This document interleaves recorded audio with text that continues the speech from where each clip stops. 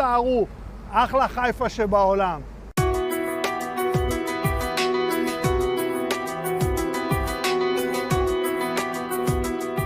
ברוכות וברוכים הבאים שוב לבית העם פה בחיפה בבית הגפן. אנחנו מצטרפים אל שלושה אנשים שמגיעים כבר ויושבים איתנו.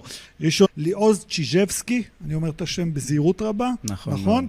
מנהל מטה בקבוצת סינטבר. ערב טוב, מה שלומך? בסדר גמור. יוצאים מהקורונה, מרגישים יותר טוב? לאט לאט אנחנו מנסים מה שאפשר, אבל החזרה מהקורונה קשה לא פחות מהקורונה, כן.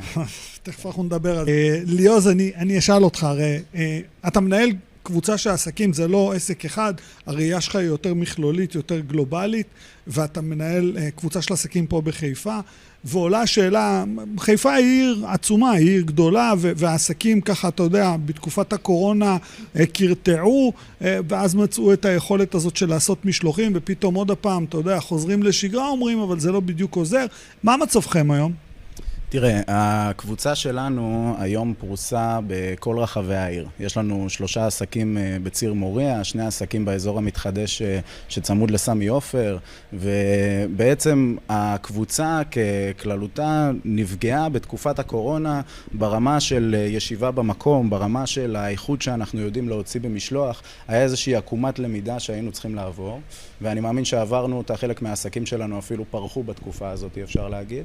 אבל עם החיזוק הזה של השוק של המשלוחים, ברגע שנגמרה התקופה, הכל חזר לקדמותו, שוק המשלוחים צנח בחזרה לאותה רמה שהיה לפני התקופה, ומצאנו את עצמנו, אתה יודע, עם קהל שצמא להווי הזה שהיה חסר כל התקופה של הקורונה, ליציאות, לחגוג קצת לצאת מהבית לאווירה של מסעדה, שעד עכשיו הם היו חווים רק בבית.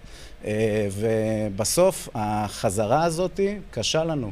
כי אנחנו מתמודדים עם הרבה דברים שלא קיבלו את הטיפול בתקופה, אם זה כמו כוח אדם, אם זה עליות מחירים בכל הגזרות, שאנחנו מנסים כמה שאנחנו יכולים להיות יעילים, ולא לגלם את זה אחר כך ללקוח, אבל אנחנו עושים את המקסימום והביקורת היא קשה.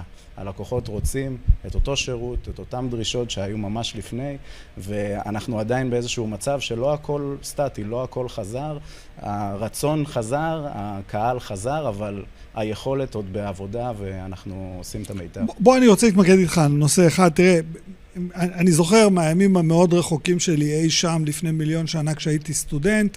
סטודנטים מחפשים עבודה, סטודנטים מחפשים כל עבודה, ויש לכם פה בחיפה, איך אומרים, טפו, כמה וכמה מוסדות השכלה גבוהים שיש בהם הרבה מאוד סטודנטים. אני אשאל אותך, כי זה גם בשילוב משרד העבודה והרווחה, גם בשילוב העירייה.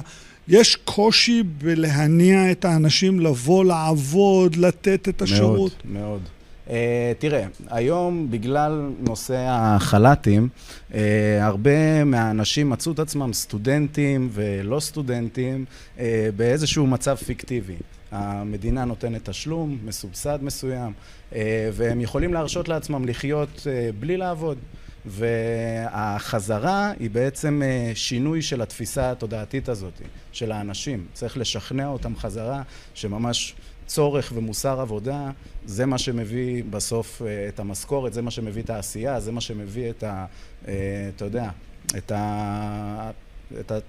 התכלית בחיים. והרבה אנשים אוהבים היום להימצא בסיטואציה שהם לא עובדים באיזשהו מצב פיקטיבי שנוצר, ואנחנו מאחלים שהמצב הזה יחזור. זה גורם לנו להיות יצירתיים. אנחנו מאוד יצירתיים בגישה שלנו לגיוס עובדים.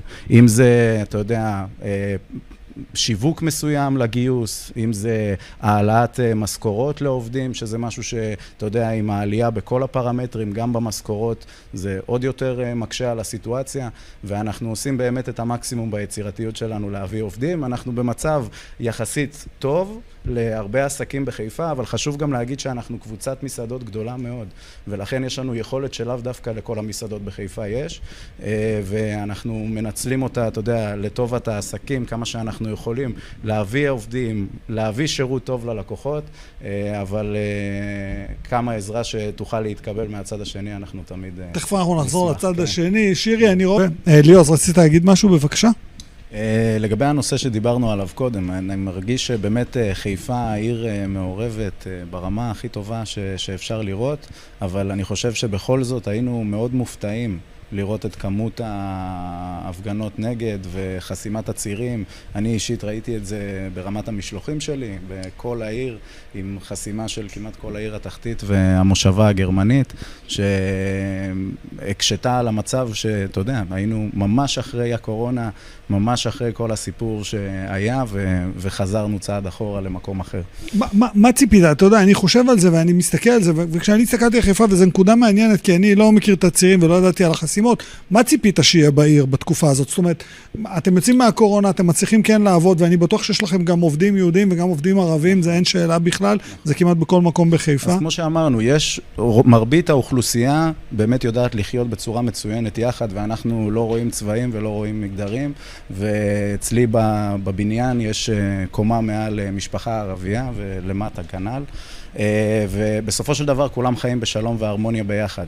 אבל מסתבר שקומץ מספיק בוטה וחזק יודע להעביר את המסר שלו, ואנחנו רואים את זה ברחובות, וראינו את זה באותה תקופה שהיה, אני אישית גר לדוגמה באזור נווה יוסף, שזה אזור תחתי בחיפה, ולצאת לרחוב באותם שבועות היה לא הדבר הכי נעים.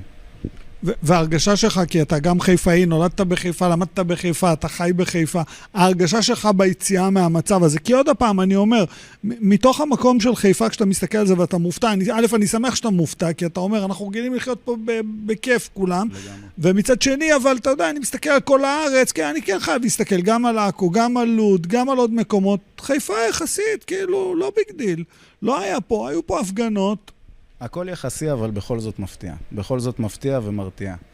לא ציפינו, לדעתי. כן?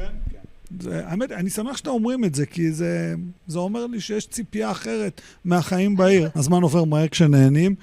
שירי וייצנר ליד צ'יז'בסקי, אמרתי נכון? ליאור, סליחה, צ'יז'בסקי, מרוב שאני מרוכז בשם המשפחה. מיכאל אלפר, תודה רבה לך. אל תזוזו, כי אנחנו מיד נדבר על דו-קיום ורק על דו-קיום בעיר. מיד חוזרים, בית עם.